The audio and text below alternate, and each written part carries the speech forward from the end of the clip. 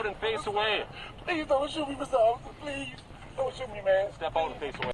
When I saw the initial video of George Floyd, I was, to quote my own tweet on the subject, speechless with anger.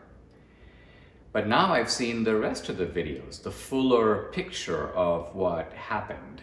And as often happens in these cases, your first sight is now modified by second sight, a fuller understanding. And one thing that's very clear that can be declared as established is that George Floyd was resisting arrest. Stop moving. Put your hand behind your back then. I'm not gonna do nothing. Face in the door. Get over home. Hey, you come back. Stay in the car. Please sit. Please. Take a seat. Please, man. Please. No, take a seat. I can't choke. I can't breathe, officer. Please. Please. Fine. My wrist, man. My wrist, man, please. I can't take this, man. I can't. I'm on the ground. I'm on the ground. I'm on the ground. Get in the squad.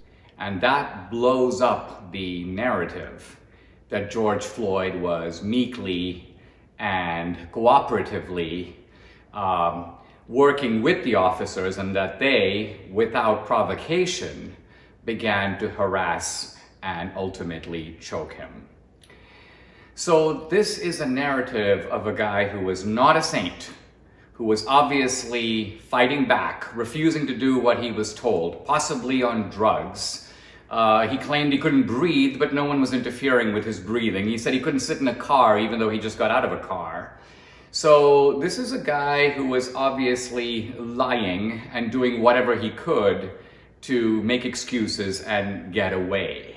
Now, this in no way excuses the pressure on his neck that killed him. And so we have a complicated narrative in which you've got a suspect who is by no means a good guy, and you've got a cop who seems to have done a very bad thing.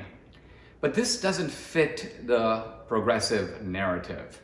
Their idea was to canonize George Floyd, to make him into a kind of new Martin Luther King. Why? Because they wanted to put on top of him a canonized narrative. And this narrative, very interestingly, mirrors the racist narrative. Think about it. The racist narrative is this: whites are the good guys, always, and blacks are the bad guys. All facts have to be massaged to fit that narrative. The liberal narrative is the opposite. Whites are the bad guys, and blacks are the good guys. And so even if you have a guy like George Floyd, a guy who was involved in a home invasion in Houston, a criminal, the left can't say that this is a complicated picture of a lot of wrongdoing all around, because that doesn't fit the narrative. The narrative is the cops have to be bad, George Floyd has to be good. This is the lie that they've been trying to peddle. This is the lie that has led to all this mayhem. Ultimately, the liars themselves bear some responsibility for the social chaos that they have produced in their wake.